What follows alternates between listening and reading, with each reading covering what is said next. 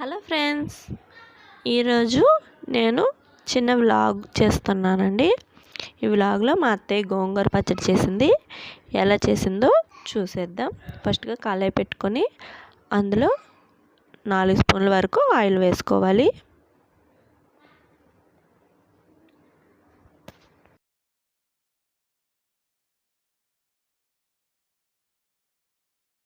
అందులో 1 స్పూన్ వరకు జీలకర్ర, 1 స్పూన్ ధనియాలు కూడా వేసుకోవాలి. ధనియాలు, జీలకర్ర కొద్దిగా చిటపటలాడిన తర్వాత అందులో ఒక ఎల్లుల్లిపాయ మొత్తం కొంచెం కచ్చపచ్చ దంచుకొని వేసుకోవాలి.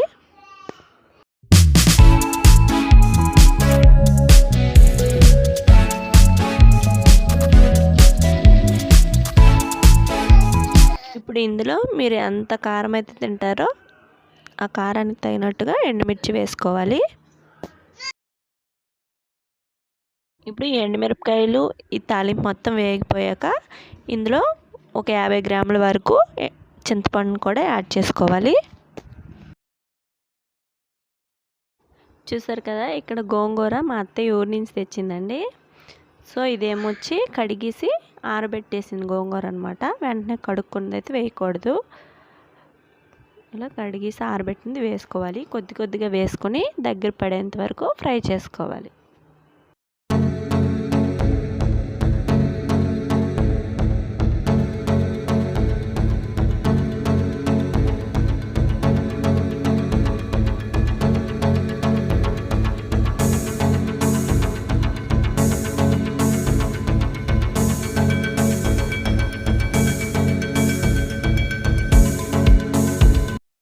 చూసారు కదా, ఇలా మొత్తం వేసుకున్న తర్వాత ఇది బాగా మగ్గించుకోవాలి. ఇప్పుడు దీంట్లో మీ టేస్ట్కి సరిపడినంత సాల్ట్ అలాగే పసుపుని కూడా యాడ్ చేసుకొని మరి కొంతసేపు ఫ్రై చేసుకోవాలి.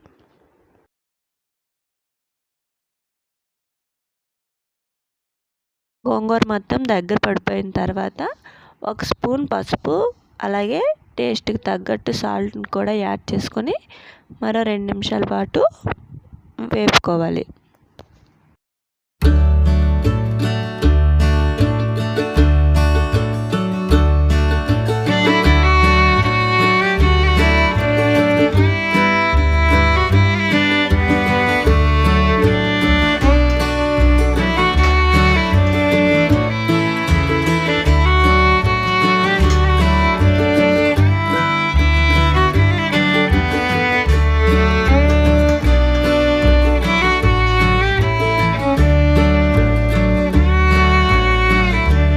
కదా, ఇలా దగ్గరగా అయ్యేంత వరకు ఫ్రై చేసుకుని స్టవ్ ఆఫ్ చేసి ఇది చల్లార్చుకోవాలి.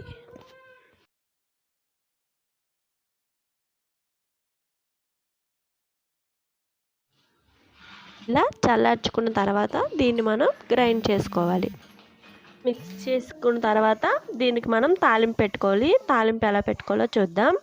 చూసారు కదా, కళాయి పెట్టుకొని అందులో కొద్దిగా ఆయిల్ వేసుకొని కొద్దిగా ఎక్కువనే వేసుకోవాలి. ఒక 5-6 స్పూన్ల వరకు ఆయిల్ వేసుకోవాలి. ఇప్పుడు ఈ ఆయిల్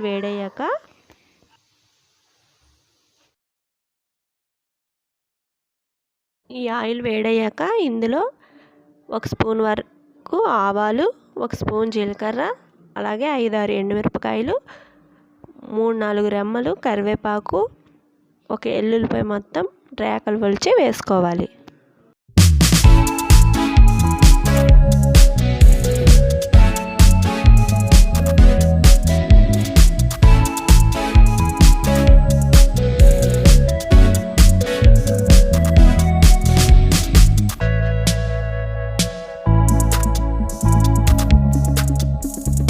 కొద్దిగా ఇంగువను కూడా యాడ్ చేసుకోవాలి. 1/2 స్పూన్ వరకు ఇంగువను కూడా యాడ్ చేసుకొని బాగా వేగిపోవాలి. ఇవన్నీ కూడా బాగా వేగిపోయాక మనం ముందుగా పేస్ట్ చేసుకున్న గోంగూరను మొత్తం ఇందులో యాడ్ చేసుకోవాలి. ఇలా ఈ గోంగూర మొత్తం ఇందులో యాడ్ చేసుకున్న తర్వాత సిమ్లో పెట్టుకొని ఒక 10 నిమిషాల పాటు ఫ్రై చేసుకోవాలి.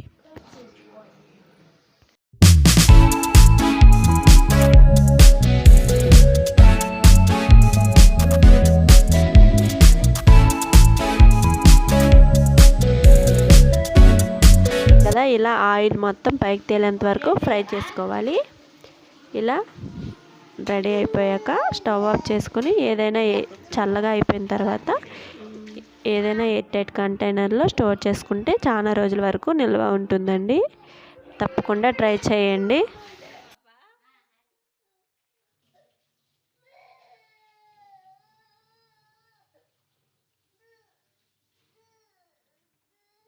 చూసారు కదా, ఇక్కడైతే మేము లంచ్ చేసేస్తున్నాము. లంచ్ చేశాక చూసారు కదా, మా అత్తయ్య ఊరి నుంచి గోరంటాకు తెచ్చిందండి. అది పెట్టుకున్నాను. మా అత్తయ్య దగ్గర పిల్లలు ఉన్నారనమాట. వాళ్ళేమో బయట కూర్చున్నారు, నేను ఇంట్లో పెట్టుకున్నాను. ఇప్పుడు వాళ్ళు ఏం చేస్తున్నారో చూపిస్తాను, చూద్దాం రండి. నాన్నమ్మకి తలదూతున్నాడు మా బాబు. చూసారు కదా, చాలా బాగా ఆడుకుంటున్నారండి. వాళ్ళు వచ్చినప్పటి నుంచి అస్సలు వదలట్లేదు.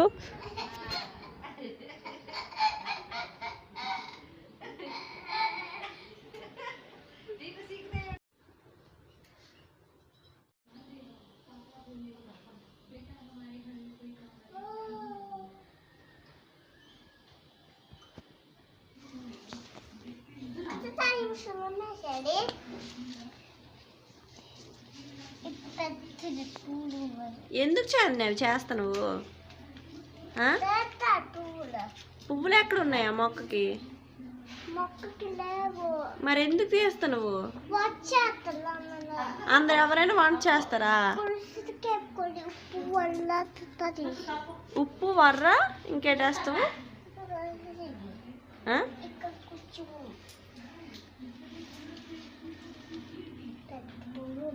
పువ్వులు ఎక్కడ ఉన్నాయే వాటికి? మరి ఎందుకు ఎండాకులన్నీ ఎందుకు తీస్తాను వాళ్ళగా? ఎందుకు ఆకులు చెత్త అయిపోయిందా అందుకే తీస్తానువా? నువ్వు గుడ్గల్లా?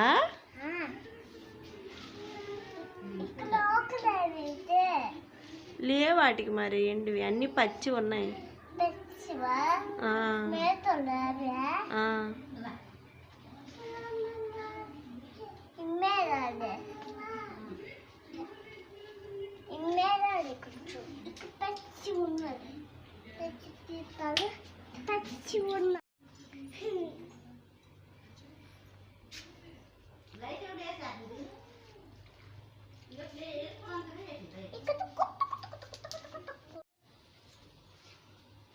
చూసారు కదా, మొత్తం ఆకులన్నీ తీసేసింది. తర్వాత నీళ్ళు పోసేసారనమాట ఇద్దరును.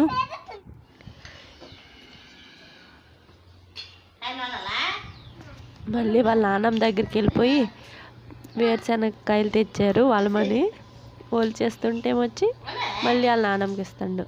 ఇలాగే ఆడుతూ ఉన్నారనమాట. ఈ రోజంతా ఇలా టైం పాస్ చేశారు వాళ్ళ నాన్నమ్మతో.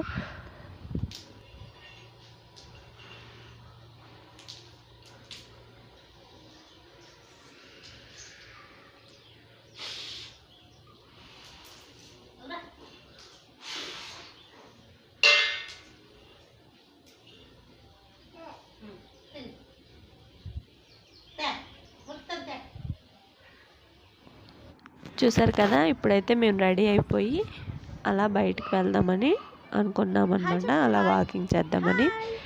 టైం వచ్చి 6 అవుతుంది. చూసారు కదా, వాళ్ళ తాతయ్య తనకు దువ్వేశారు. అందరం రెడీ అయిపోయి వెళ్ళామన్నమాట.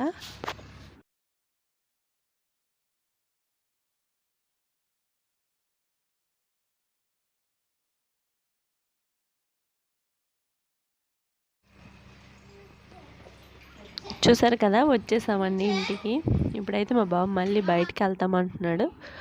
వాళ్ళ తాతయ్య ఏమొచ్చి వాడిని కూల్ చేయడానికి స్టెప్ వేస్తున్నారు. చూడండి మీరు కూడా. వాడేమో ఏడ్చి ఏడ్చి అలా సైలెంట్ అయిపోయాడు. ఇక్కడేమొచ్చి దోశలు వేశాను, నేను పెడతానంటే వద్దు నాన్నమ్మ పెట్టాలి అన్నారనమాట. అందుకని మా అత్తయ్య పెడుతున్నారు, ఇద్దరు తింటున్నారు. అంతేనండి ఈరోజు వ్లాగు. మీకు నచ్చితే తప్పకుండా లైక్ చేయండి. అలాగే మన ఛానల్ని ఎవరైనా ఫస్ట్ టైం కనుక చూసినట్లయితే తప్పకుండా సబ్స్క్రైబ్ చేసుకోండి. Thank you for watching.